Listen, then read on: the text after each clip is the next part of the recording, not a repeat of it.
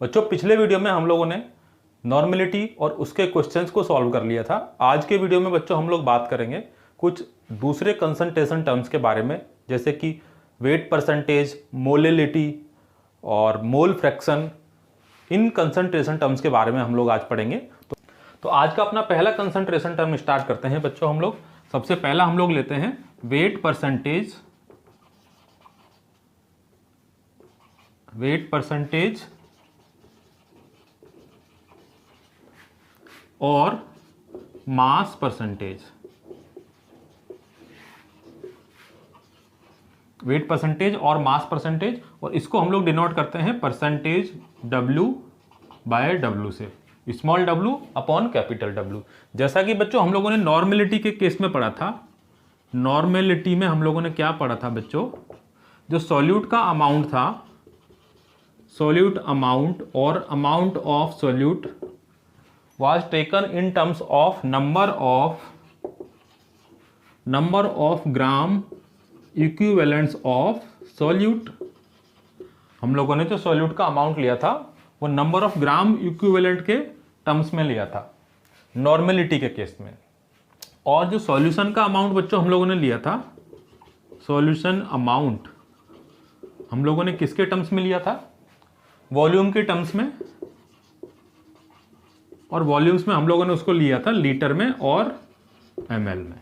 ठीक है, तो ये हम लोगों ने नॉर्मेलिटी के केस में किया था। इसी तरह ही पिछले वीडियोस में हम लोगों ने मोलरिटी के बारे में पढ़ा था। हर एक कंसंट्रेशन टर्म में पढ़ा था सॉल्यूट का अमाउंट और सॉल्यूशन के अमाउंट को डिफरेंट टर्म्स में हम लोगों ने लिया था। आज जब हम लोग बात कर रहे हैं वेट परसेंटेज की, तो बच्चों यहाँ पर जो सॉल्यूट का अमाउंट होगा, वेट परसेंटेज या परसेंटेज W बाय W के टर्म्स में अगर हम लोग बात करें, तो सॉल्यूट अमाउंट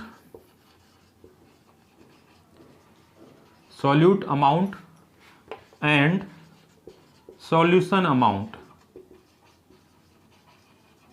सॉल्यूट और सॉल्यूशन दोनों के अमाउंट को हम लोग किसके टर्म्स में लेंगे बच्चों? हम लोग लेंगे इसको मास या वेट के टर्म्स में, मास और वेट के टर्म्स में। ठीक है, इसलिए इसको परसेंटेज W बाय W बोला जाता है, क्योंकि सॉल्यूट का भी हम लोग क्या लेंगे? मास लेंगे, और सॉल्यूशन का भी मास लेंगे। तो इसको हम लोग किस तरह से लिखेंगे? परसेंटेज W बाय W क्या हो जाएगा बच्चों? वेट या mass, weight of solute upon weight of solution. किस में बच्चों? ग्राम्स में लेना है हम लोगों को, इनटू 100। ठीक है, wait of solute upon weight of solution in grams into 100। दोनों के वेट ही ग्राम्स में हम लोग लेंगे। ठीक है, 100 से मल्टीप्लाई क्यों किया? 100 से मल्टीप्लाई इसलिए किया क्योंकि हम लोगों को percentage W upon W calculate करना है। यहां पर स्मॉल w से मतलब है बच्चों वेट ऑफ सॉल्यूट। ठीक है, क्योंकि सॉल्यूट स्मॉल अमाउंट में होता है, और कैपिटल W से मतलब है वेट ऑफ सॉल्यूशन। ठीक है, और उसको 100 से मल्टीप्लाई कर दिया, तो ये अपना आ गया बच्चों परसेंटेज W बाय W और वेट परसेंटेज, या फिर उसी को ही हम लोग बोलते हैं मास परसेंटेज। इसकी डेफिनेशन की अगर हम लोग बात करें, वॉल्यूम वेट परसेंटेज का डेफिनेशन क्या हो जाएगा बच्चों? वेट परसेंटेज का डेफिनेशन अगर हम लोग लिखना चाहें तो it is defined as the weight of solute present in 100 gram of solution। 100 gram solution में बच्चों जितने ग्राम्स सॉल्यूट के होंगे उसी को हम लोग क्या बोलेंगे? परसेंटेज W बाय W, या वेट परसेंटेज या मास परसेंटेज। ठीक है, तो ये कंसंट्रेशन अपना हो गया वेट परसेंटेज या मास परसेंटेज। यहां पर अगर वेट ऑफ सॉल्यूशन की हम लोग बात करें, तो वेट ऑफ सॉल्यूशन को बच्चों हम लोग निकाल सकते हैं। वेट ऑफ सॉल्यूशन को हम लोग किस तरह से निकाल सकते हैं? वेट ऑफ सॉल्यूशन को हम लोग सॉल्यूट का वेट को weight of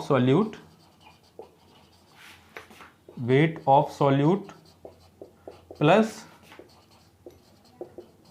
weight of solvent,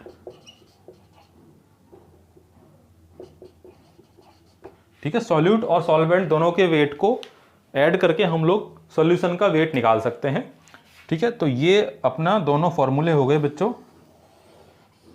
percentage W/W calculate करने के लिए, ठीक है।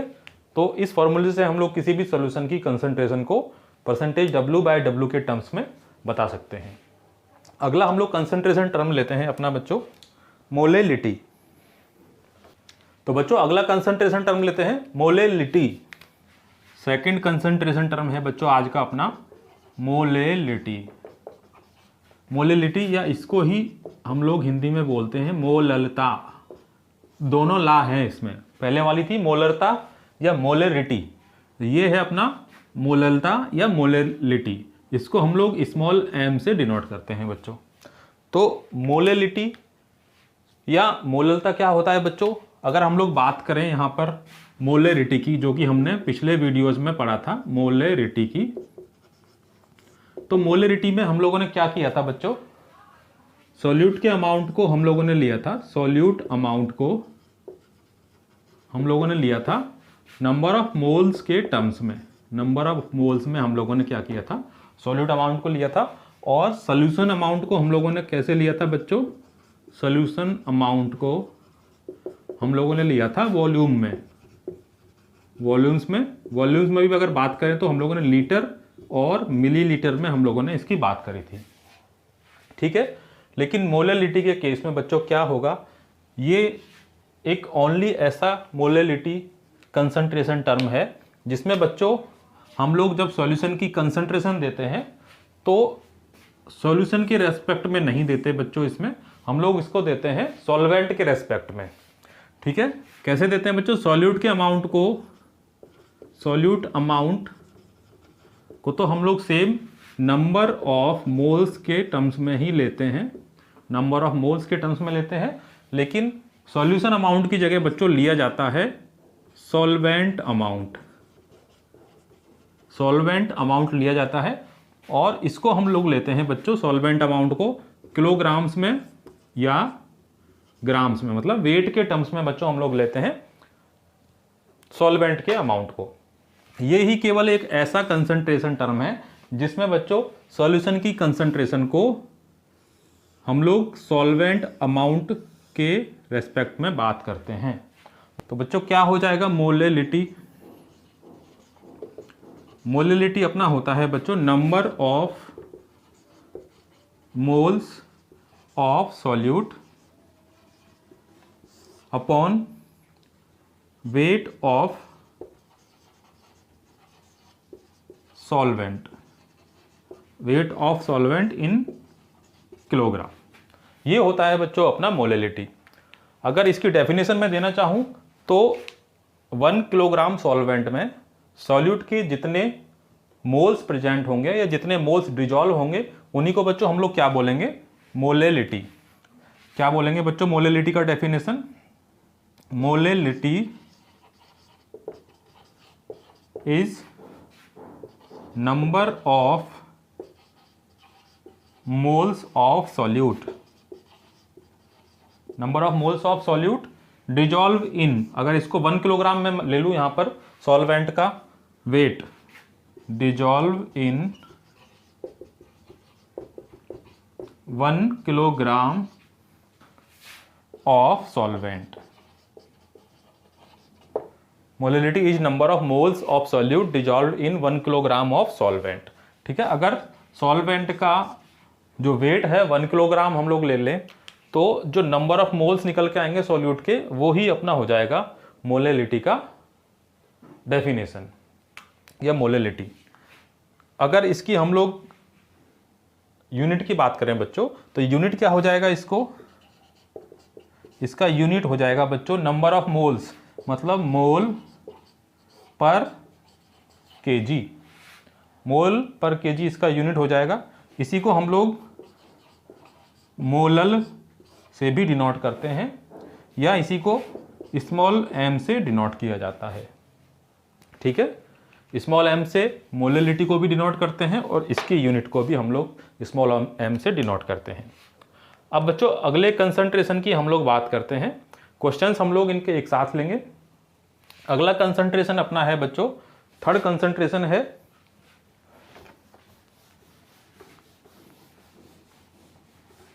Mole fraction.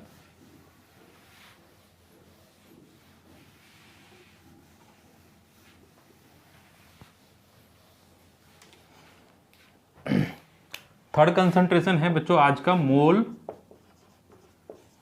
फ्रैक्शन। ठीक है, मोल फ्रैक्शन। तो जैसा कि नाम से पता चल रहा है बच्चों, यहां पर मोल का फ्रैक्शन, मोल्स के फ्रैक्शन की हम लोग बात करेंगे। मान लीजिए कोई सॉल्यूशन है, उसमें सॉल्यूट के कितने मोल्स हैं और सॉल्यूशन के कितने मोल्स हैं, या उसमें सॉल्यूट के कितने मोल्स हैं और सॉल्वेंट के कितने मोल्स हैं, उसको हम लोग मोल फ्रैक्शन के फॉर्म में कंसंट्रेशन को हम लोग देते हैं। जैसे कि हम लोग बात करें मोल फ्रैक्शन क्या होता है बच्चों, मोल फ्रैक्शन को हम लोग x से डिनोट करते हैं। तो x बराबर हो जाएगा बच्चों moles of any component, moles of any component. Component से मतलब है यहां पर बच्चों सॉल्यूशन के कंपोनेंट। सॉल्यूशन के कौन कौन से कंपोनेंट होते हैं, सॉल्यूट और सॉल्वेंट। ठीक है, तो moles of any component upon total moles of solution.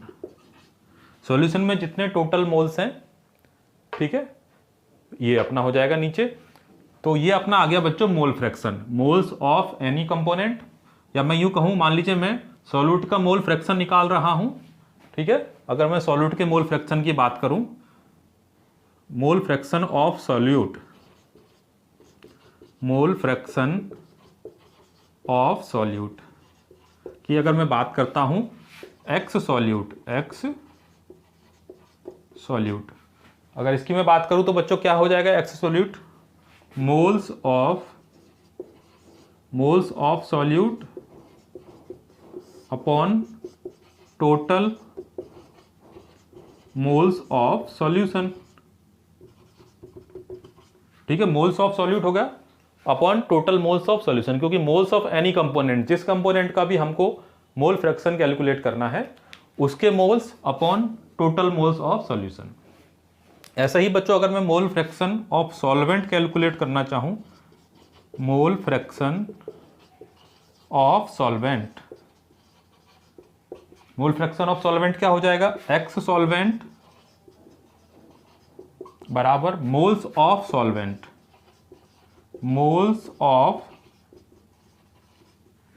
Solution में सॉल्वेंट के जितने मोल हैं बटे total moles of solution, moles of solvent upon total moles of solution. ये हो जाएगा बच्चों अपना मोल फ्रैक्शन ऑफ सॉल्वेंट। ठीक है, तो एक तरह से बच्चों देखा जाए तो मोल फ्रैक्शन क्या होता है, किसी भी सॉल्यूशन में किसी एक कंपोनेंट के मोल फ्रैक्शन का और टोटल सॉल्यूशन के मोल्स का रेशियो जो होता है, उसी को हम लोग क्या बोलते हैं बच्चों, मोल फ्रैक्शन। क्या हो जाता है मोल फ्रैक्शन, मोल फ्रैक्शन क्या हो गया बच्चों, mole fraction it is the ratio of moles of any component and moles of, या total moles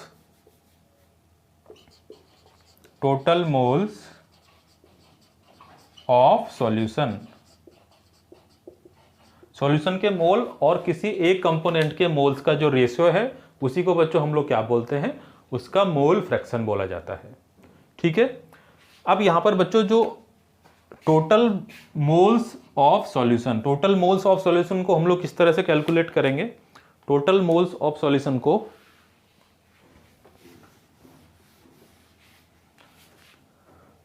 total moles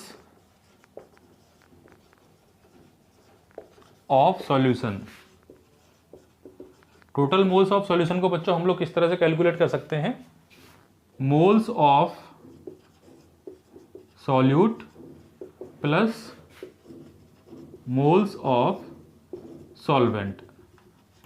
solute के मोल्स को, अगर सॉल्यूट के मोल्स को और सॉल्वेंट के मोल्स को अगर ऐड कर दें तो सॉल्यूशन के मोल्स हमको मिल जाएंगे। तो फाइनल फॉर्मूला अपना क्या हो जाएगा? नंबर ऑफ मोल्स का बच्चों फाइनल फॉर्मूला अगर हम लोग देखें,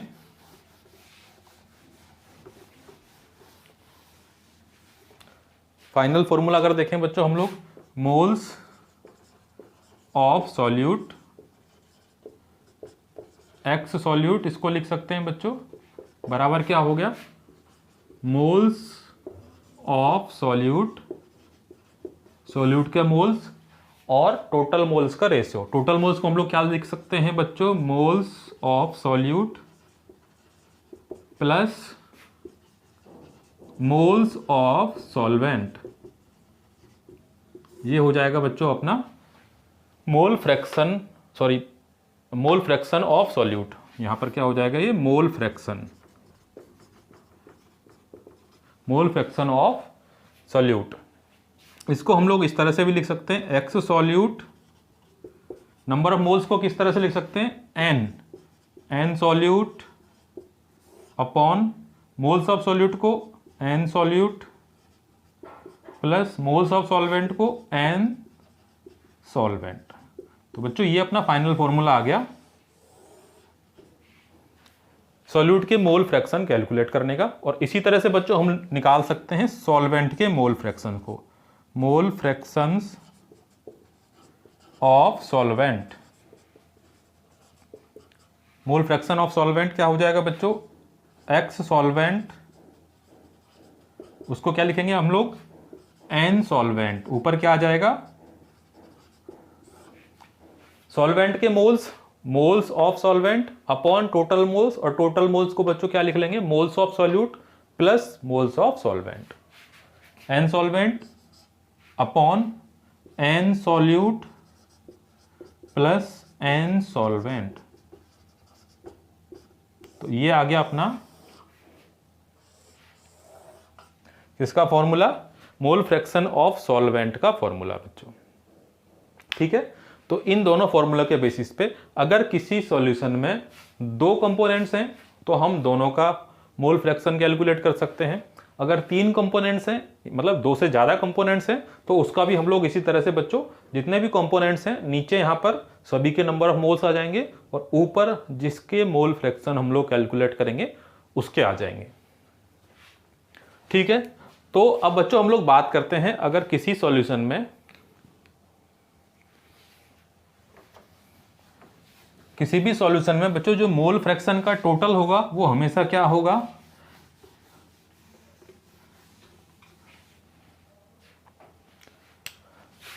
टोटल ऑफ मोल फ्रैक्शंस, या अगर बात करें हम लोग sum of mole fraction. Sum of mole fraction किसी भी सॉल्यूशन के लिए अगर बात करें हम लोग तो that will be equal to 1, क्योंकि फ्रैक्शंस को अगर हम लोग ऐड करेंगे तो फ्रैक्शन का जो अपना सम रहेगा वो हमेशा क्या आएगा? 1 के बराबर आएगा।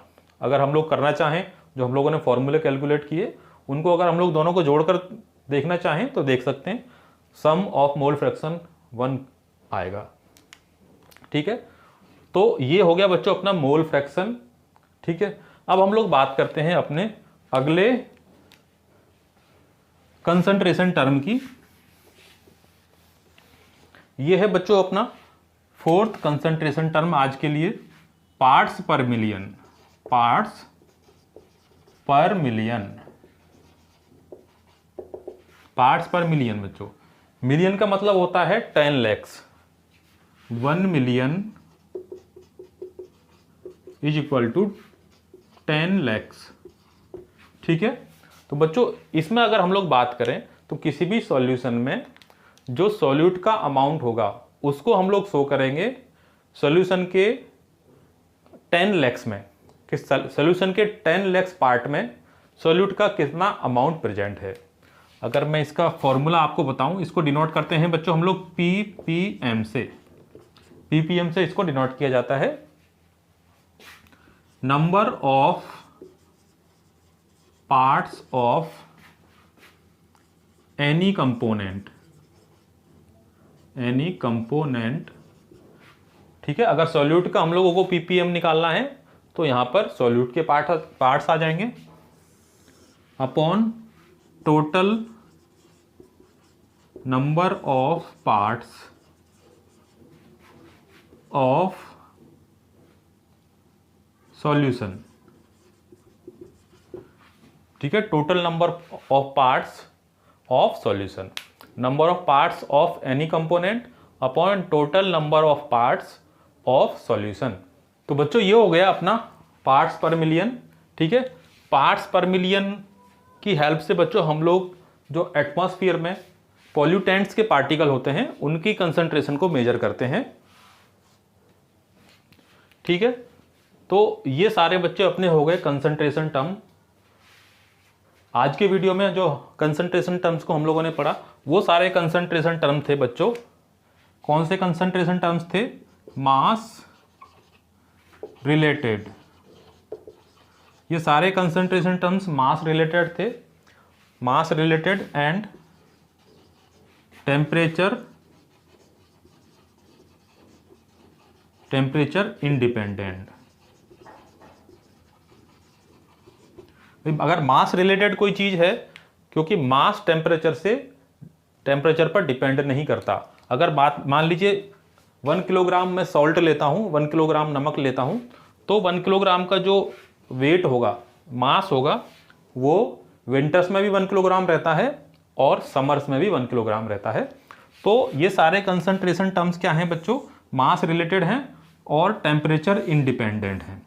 तो ये भी क्वेश्चन कई बार पूछा जाता है कि 4 कंसंट्रेशन टर्म हम लोगों को दिए होंगे और उनमें से अपने को पूछा जाएगा कि टेम्परेचर इंडिपेंडेंट कंसंट्रेशन टर्म कौन सा है। इससे पहले के जितने भी कंसंट्रेशन टर्म्स थे वो सभी अपने क्या थे? वॉल्यूम रिलेटेड थे। वो पहले वाले जो कंसंट्रेशन टर्म थे बच्चों वॉल्यूम रिलेटेड थे और टेम्परेचर डिपेंडेंट थे। टेम्परेचर डिपेंडेंट, क्योंकि वॉल्यूम टेम्परेचर पर डिपेंड करता है। और ये कौन कौन से थे जो हम लोगों ने पिछले वीडियोज में पढ़े थे बच्चों? सबसे पहला कौन सा था अपना? Volume percentage. दूसरा अपना था बच्चों weight by volume percentage W by V। Third अपना था मोलेरिटी, कैपिटल M। ठीक है, मोलेरिटी। फोर्थ अपना था नॉर्मेलिटी। ठीक है, ये सारे जो कंसंट्रेशन टर्म्स थे ये थे बच्चों volume related and temperature dependent, क्योंकि ये सारे ही कंसंट्रेशन में हम लोग जो सॉल्यूशन का अमाउंट लेते हैं वो वॉल्यूम्स के टर्म्स में लेते हैं। और इनमें मास रिलेटेड जो आज हम लोगों ने डिस्कस किए, इनमें जो सॉल्यूशन का या सॉल्वेंट का अमाउंट लिया जाता है वो मास के टर्म्स में लिया जाता है, जबकि इनमें वॉल्यूम के टर्म्स में लिया जाता है। और ये अपने आज वाले जो कंसंट्रेशन टर्म है वो है टेम्परेचर इंडिपेंडेंट और ये टेम्परेचर डिपेंडेंट, ये सारे जो कंसंट्रेशन टर्म है। ठीक है, तो बच्चों इस वीडियो में हम लोगों ने कंसंट्रेशन टर्म को कंप्लीट कर लिया है। अगले वीडियो में बच्चों हम लोग बात करेंगे सोल्यूबिलिटी ऑफ सॉल्यूशंस के बारे में। तब तक बच्चों आप लोग वीडियो को देखिए, अगर आपको पसंद आता है तो इसको लाइक कीजिए और चैनल को सब्सक्राइब जरूर कीजिएगा। ठीक है बच्चों, मिलते हैं एक नए वीडियो में। तब तक आप लोग पढ़ते रहिए और आगे बढ़ते रहिए।